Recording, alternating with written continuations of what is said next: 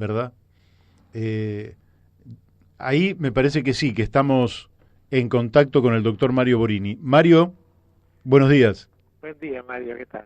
Bien, bien. Bueno, estábamos un poco ansiosos e incorporamos un montón de elementos, pero que eran básicamente para preguntarte a vos. Pero antes de hacerte cualquier sugerencia para que tengas pie para informarnos, ¿cómo estás evaluando vos la situación actual del desarrollo de la pandemia aquí en la Argentina? Mira, depende, ¿no? Si Ujú. nosotros miramos la curva, la curva tiene una pendiente, o sea, una inclinación. Esa inclinación nos puede dar más alarma o menos alarma. Ajá, La pendiente, según los estudios, son estables. Cualquier estadístico que mire la pendiente te va a decir que la pendiente es estable, o sea, no habría ningún signo inmediato de alarma extrema, que es lo que sí se transmite desde las distintas dirigencias, ¿no? claro. A veces incluso de dirigencias que no participan necesariamente de la política pública desde el gobierno, pero que acompañan. Esto, digamos, es como que hay una percepción de gravedad en el discurso que no se relaciona con los hechos. Nosotros no podemos asegurar lo que va a ocurrir, porque esto también depende no solamente de un problema estadístico, de ver una curva, sino también depende de la conducta del sistema y también depende de la conducta de la población. Claro. Ahí hay un problema, digamos, de la cultura de la población y cómo la población responde a las situaciones que se van planteando desde la política pública. Si la política pública no confía en la población y adopta medidas de mayor coerción y a veces a contrapelo de lo que los hechos indican, es probable que la población tampoco acompañe esa confianza que no le dan, ¿no? Así Claro. que nosotros también estamos viendo que de pronto en un día se saca una conclusión. Acá no se puede sacar una conclusión porque un día haya 40 muertos, como hubo ayer, Ujú. porque hay días de 7 muertos. Entonces lo que hay que ver es cómo uno saca una conclusión con una serie de días que permitan saber si esta curva realmente se altera o no se altera. Por otra parte, se están mezclando los casos con los test positivos, o sea que uno no sabe bien si cuando dicen casos son test positivos, que es lo que parece que también ocurre. Va a ser muy difícil limpiar esto. Y por otra parte hay una discusión acerca de la gravedad real de las enfermedades, porque hay autores que están viendo que se está produciendo una baja de la gravedad y no sería juicioso pensar que va a haber una segunda ola, una tercera ola, otra vez con millones de muertos, ¿no? Ujú. Eh, eh, en medio de esto hay personajes que están alarmando excesivamente a la población y a veces en forma capciosa. Por ejemplo, Pedro Can dice, que es uno de los expertos de la comisión, que yo Sí. creo que debería cesar de inmediato esa comisión. La verdad es que debería cesar. No tiene ningún sentido haberla creado para eso. Es una comisión de casos que tendría que haberse ocupado de normas de tratamiento, selección de alternativas para los casos, para lo cual está muy bien conformada, pero de ninguna manera entienden el tema demográfico, dónde está la población, tampoco entienden el tema de los barrios, de los barrios que están más expuestos, tampoco he entendido el tema de los geriátricos, que era un tema que venía tranquilamente a regalarnos la novedad de lo que había pasado en los países centrales. Tampoco he entendido el tema del hacinamiento y cómo resolver el aislamiento en familias que no tienen las comodidades domiciliarias. Tampoco he entendido el tema de la inmunidad, donde la inmunidad es una inmunidad, por un lado, nativa, cuando uno nace ya con inmunidad, que es el tegumento entero de la piel, más las secreciones, y todo eso impide que el germen llegue, ni siquiera una forma anticuerpos. Entonces ese contagio es lo que explica que en la población haya un 30% de personas que nunca van a tener serología positiva, nunca van a tener test positivo, porque la inmunidad les alcanza. Claro. Y si esa inmunidad falla porque el germen logra penetrar, en ese caso se produce lo que se llama inmunidad natural, que es la posibilidad de que se activen los sistemas celulares que combaten a los gérmenes sin todavía anticuerpos. Por eso es que tampoco aparece serología positiva ni test positiva. Entonces eso configura realmente la posibilidad de que el contagio sea un elemento importantísimo en la autodefensa.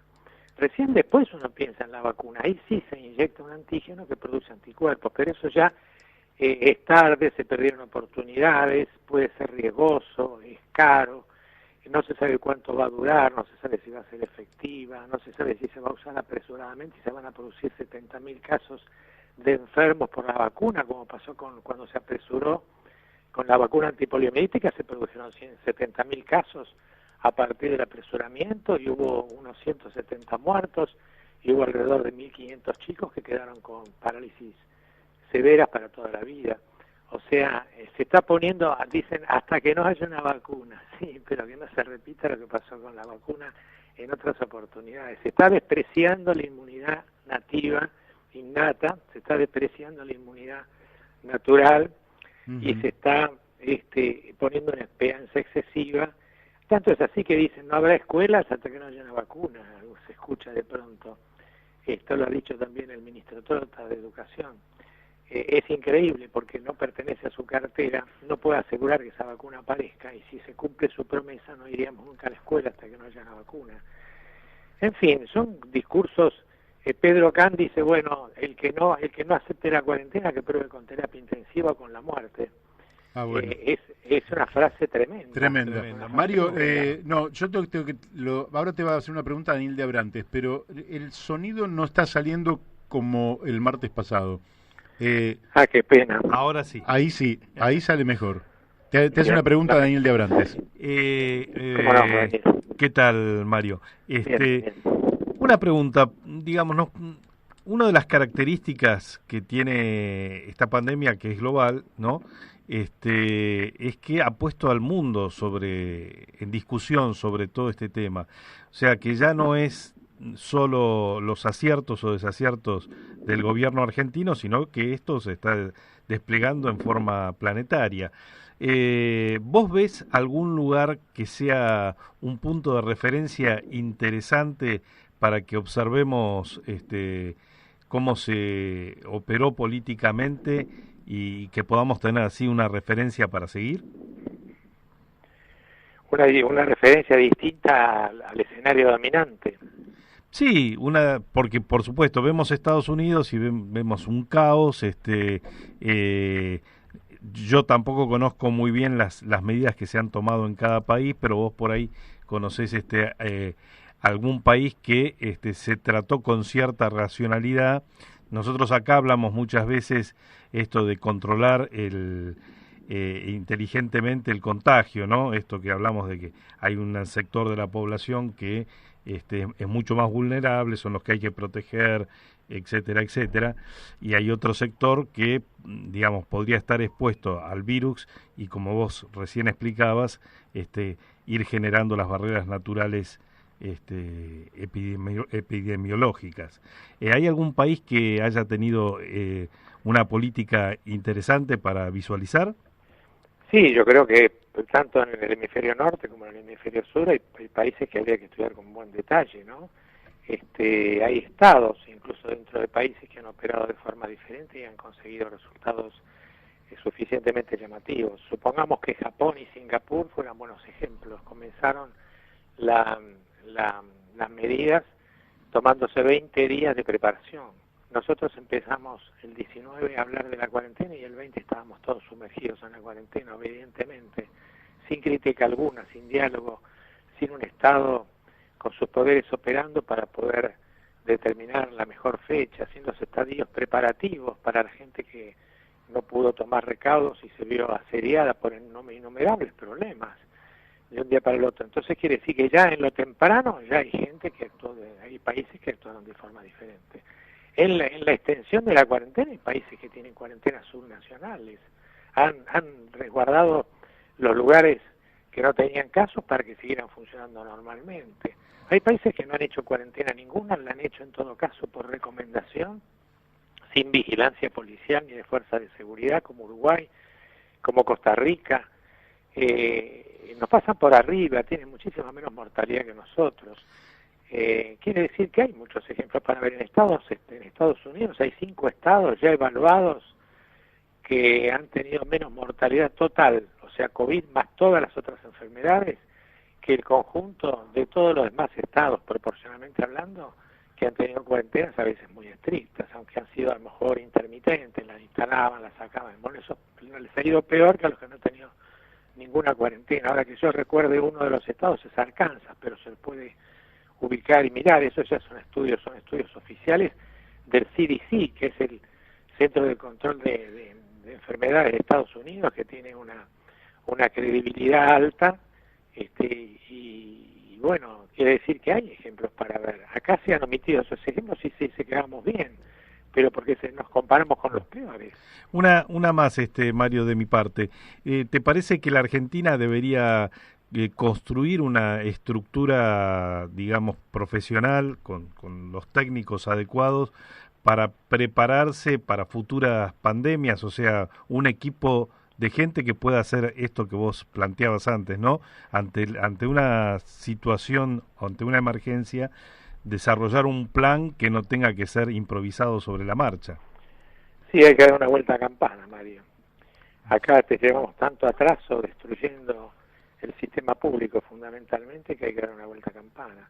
Hay que dar una vuelta a campana con el personal, que está precarizado. 2/3 del personal de salud está precarizado. El presupuesto es lamentable. El presupuesto hay que revisarlo. Prendemos epidemias, no hay dinero. Hay que poner dinero ahí. Lo primero que hay que hacer es que aumentar el presupuesto nacional de salud, donde el Ministerio de Salud participa con un 20avo del gasto total en salud. Si encima no regula, porque no regula ni a las obras sociales ni a las prepagas como corresponde, y deja librada a la población a la discrecionalidad de lo que ocurra en las relaciones con esas entidades, si el Estado a través del Ministerio no regula y además no tiene financiamiento porque participa con el 5% total del gasto en salud, la verdad es que uno se pregunta, ¿qué hace el Ministerio?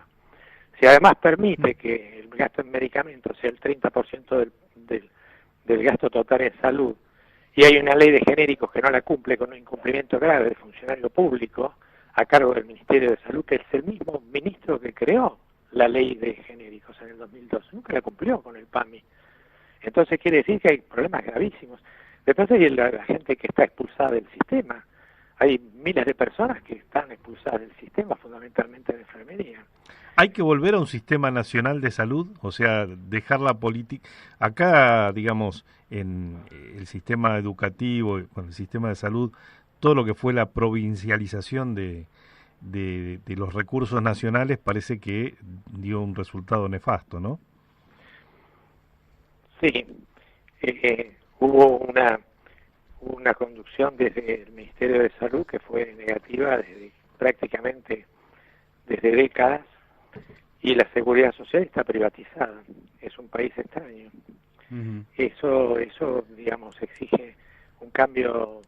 Por eso he hablado de la vuelta a campana, pero eso te lleva a quien conduce la seguridad social, y son las obras sociales con sus dirigencias sindicales instaladas para siempre, que manejan discrecionalmente esos fondos y los destinan no a los mejores efectores y mucho menos al Estado. Entonces, si bien uno tiene que pensar en una articulación potente de todos los sectores, incluyendo al sector privado, lo que se ha hecho hasta ahora ha sido desmerecer al sector público en beneficio de obras sociales que han sido subsidiadas y de sistema privado que ha sido indirectamente subsidiado con fondos de las obras sociales. Entonces, hasta ha habido un presupuesto público que destinaba de ese 5% que tiene el Ministerio de Salud, el 20%, es un porcentaje nada insignificante, estaba destinado a financiar prácticas en el sector privado. O sea que hemos tenido una conducta privatista desde el Estado. Claro. Te quiero hacer la última pregunta, Mario, que tiene que ver con esto. Ahora entramos en una cuarentena dura hasta el 17 de junio. Vamos a suponer que la cuarentena dé buenos resultados, en el sentido de que no se siga multiplicando el número de contagiados y, bueno, los fallecidos tampoco, el número de fallecidos se dispare. Llegamos al día 18 de junio, pero da la impresión que el día 18 de junio de julio, vamos a estar igual que hoy.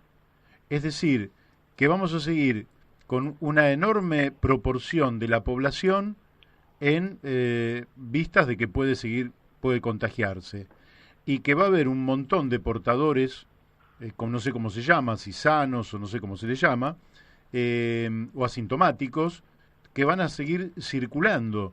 Entonces, da la impresión, y esto me gustaría que vos nos ilumines un poco, que esto se prorroga en el tiempo sin solución de continuidad, porque parecería que el día 18 de julio vamos a estar más o menos igual que hoy, aunque la cuarentena fuera un éxito. ¿Cómo estás viendo esto?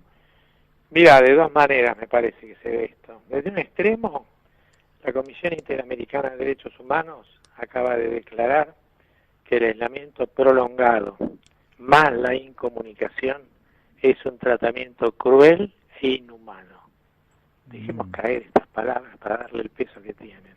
¿Cuánto le gustaría a la Comisión Interamericana de Derechos Humanos decir lo contrario? Nosotros sabemos cómo está conformada, sabemos los compromisos que tiene con los países, y se anima a decir esto: el aislamiento prolongado más la incomunicación es un tratamiento cruel e inhumano. Con esa misma palabra se puede buscar. Pero por otro lado, como vos bien decís, nos asedia la posibilidad de estas sucesivas prórrogas, donde hasta ahora el jefe de gobierno de la ciudad ha dicho, en esta unidad que se ha logrado insólita de 24 jurisdicciones, aún sin casos muchas veces, o con muy pocos casos, sin escuelas rurales habilitadas donde no hay casos, y los chicos se pueden perder este año y el año próximo, porque algunos aseguran que no se van a abrir hasta el año próximo. Entonces, ha dicho que no se puede predecir qué es lo que va a pasar. Imagínate. Entonces quiere decir que estamos a las puertas de que este asistencialismo, en medio de una pobreza creciente, aumente, y se produce, pensándolo en los términos más negativos, para pensar un escenario negativo también, que se produce una excusa perfecta. La pandemia es la excusa perfecta para aumentar la dependencia social de menesterosos provocados que necesitan cada vez más asistencia pública, ¿no? Bueno. Que es indignante, ¿no? Porque sí. Me imagino lo que es recurrir de gente que se autovalía, recurrir a buscar un plato de comida y explicarles a sus hijos que van a buscar un plato de comida afuera porque no tienen de dónde sacarlo, ¿no? Sí, esto es tan deprimente como escenario que tenemos que utilizar toda nuestra inteligencia para buscar un escenario distinto, porque da la impresión de que hacia allí estamos conduciéndonos, y la verdad es que es totalmente deprimente un escenario donde millones y millones de menesterosos tengan que acudir a un lugar donde comer, a un comedor comunitario, tengan que esperar a que les den alimentos, fideos o arroz, o que tengan que esperar el ingreso familiar de emergencia, sin horizonte de vida. Bueno, espero que este escenario que vos pintás, que es el último, no se cumpla. Ojalá, Mario. Ojalá quiere decir, si Dios quisiera, es una palabra árabe muy interesante, porque no lo obliga a Dios a cumplir, pero es una palabra muy humilde, que pone en un poder que a veces nosotros tenemos que crear nosotros, porque evidentemente no está acá al lado nuestro para decirnos todos los días, cuenten conmigo, pero es una metáfora, si vos querés, que nos lleva a pensar que sí, que de esto hay que salir, que de esto hay que salir buscando todas las fuerzas. Y cuando yo peleo esa frase, quiero decir también fuerzas espirituales, quiero decir también fuerzas morales, que son las que a veces no se ven en las dirigencias, ¿no? Así es, lamentablemente. Bueno, te agradecemos muchísimo la participación en el día de hoy y vamos a seguir, Mario. Muchísimas gracias a ustedes. Un fuerte abrazo. Adiós, buenos días. Bueno, hemos hablado con el doctor Mario Borini.